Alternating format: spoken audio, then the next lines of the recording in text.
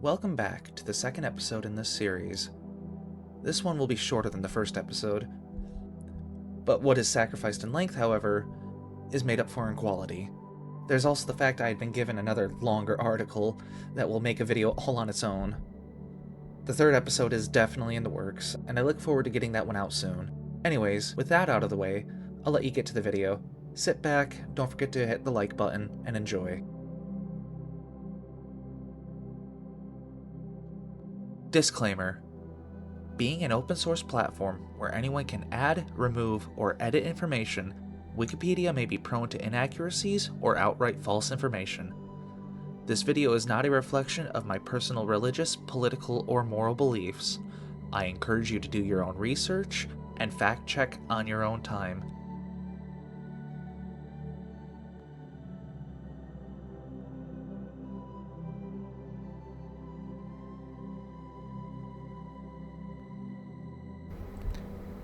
The Chronicle of the Black Sword.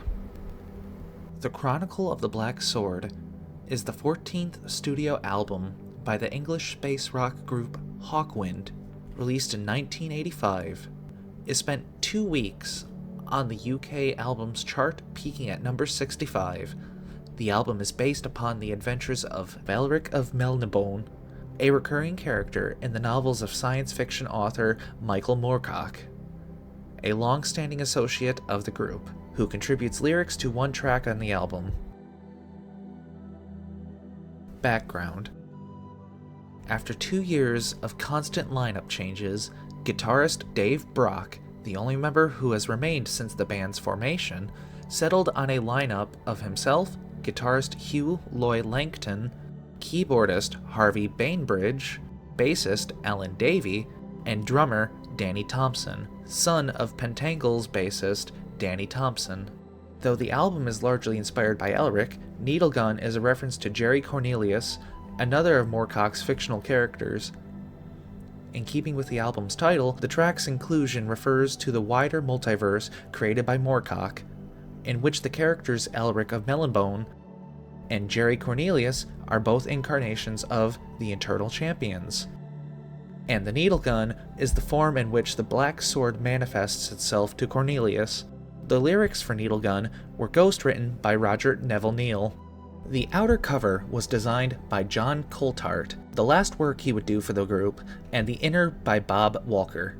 The album was originally intended to be titled after the name of the sword Stormbringer, but was changed due to it having been used by both Deep Purple as well as John and Beverly Martin.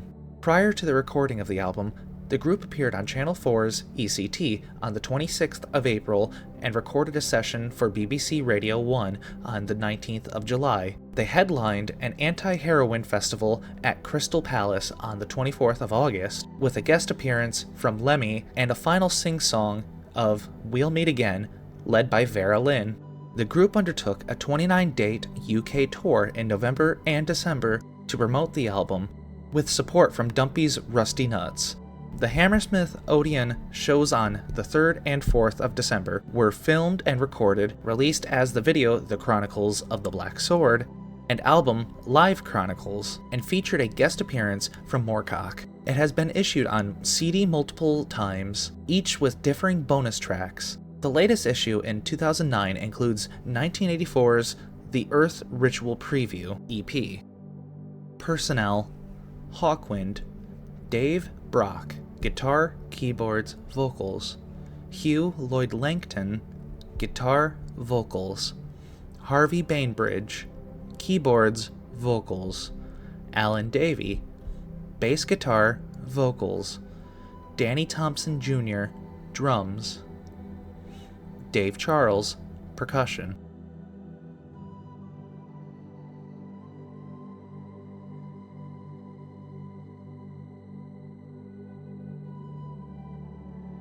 Johnny Jankowski. Johnny Jankowski, born Lynn Jankowski in 1954, is a 1991 National Cowgirl Museum and Hall of Fame inductee.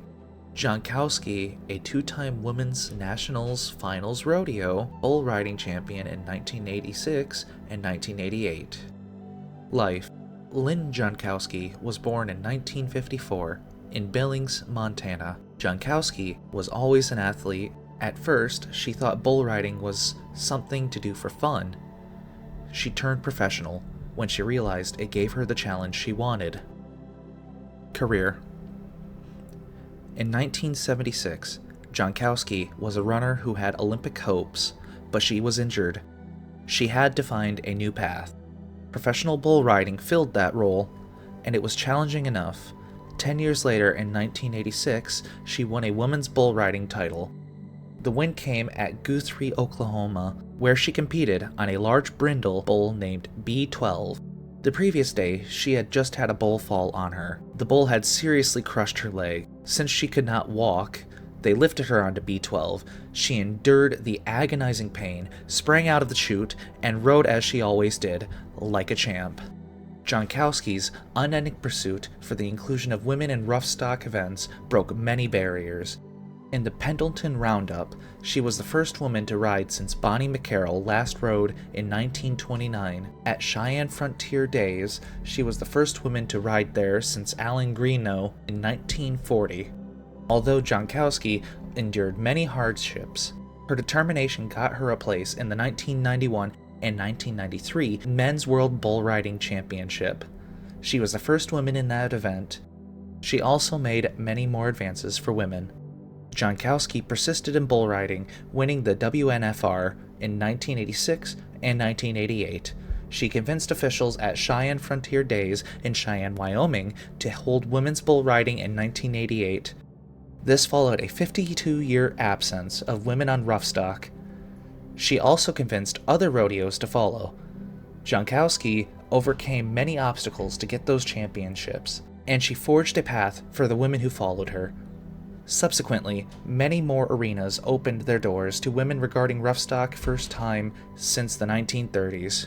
Jankowski also participated in the third season of American Gladiators, competing in the first half of the season. She advanced all the way to the semifinals, ultimately bowing out to eventual first half women's winner and eventual season runner-up Kimberly Lentz. Retirement from rodeo. Jankowski retired from rodeo to assist her father in caring for her mother, who was suffering with Alzheimer's. After her mother died, Jankowski became a physical therapist. Using her dog and her paint pony as therapy with the patients eventually got her fired. The patients only wanted Johnny as their therapist. A visit at her home from a mother and her daughter who wanted to pet her pony ultimately led to the creation of angel horses. The animals are rescues who are service animals. Honors: Montana Pro Rodeo Hall and Wall of Fame, 1991 National Cowgirl Museum and Hall of Fame, 2025 National Polish American Sports Hall of Fame.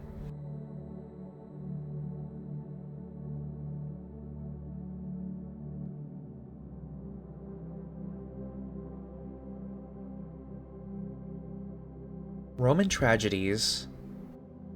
Roman Tragedies is a 6-hour stage adaptation of William Shakespeare's plays Coriolanus, Julius Caesar, and Antony and Cleopatra, created in 2007 by Toneel Group Amsterdam, the theater company of Amsterdam.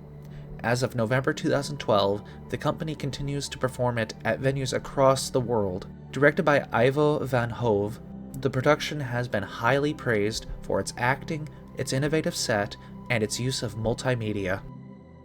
Concept: Roman Tragedies condenses 3 of Shakespeare's plays into a single 6-hour production. The actors speak Dutch. Surtitles are used when touring the production. The surtitles do not present Shakespeare's original text, but rather a lightly modernized adaptation that removes archaisms. Only the most famous lines are left untouched. Director Ivo van Hove has said that he wanted to use Shakespeare's plays to explore the nature of politicians. Quote, "How politicians make good decisions, how they make mistakes, and why they make mistakes." End quote. He wanted to emphasize the similarity between the issues faced by the Roman leaders and those of modern leaders, saying, quote, It's very easy for us to talk about our times with these characters as, in the 17th century, Shakespeare went back to them to talk about his own times, end quote. The production is in modern dress. The characters are dressed as modern politicians, even though the text is not adapted to reflect this.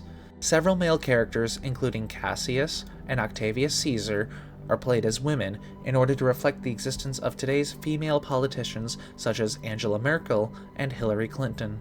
The production features much use of multimedia. Camera operators are present on stage throughout, so that the actors are visible both on stage and on multiple TV monitors.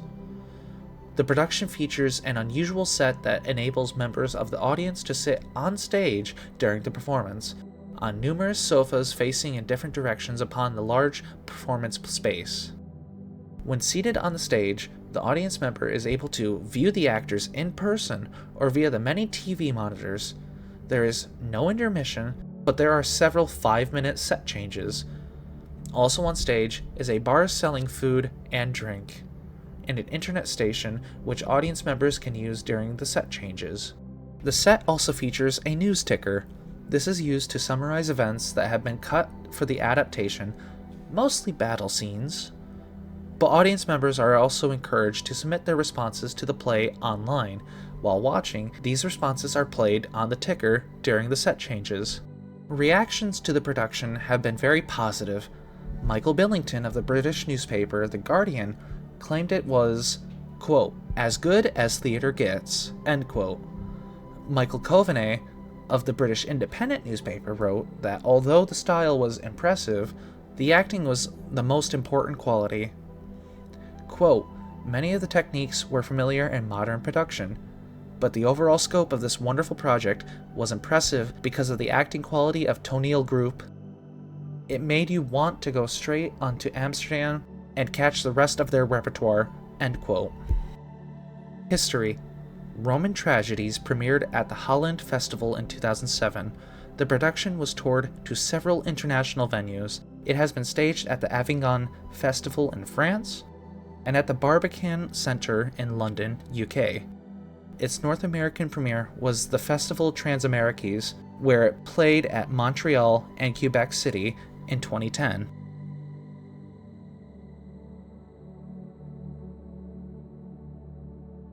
And with that, we conclude the second episode with a third on the way.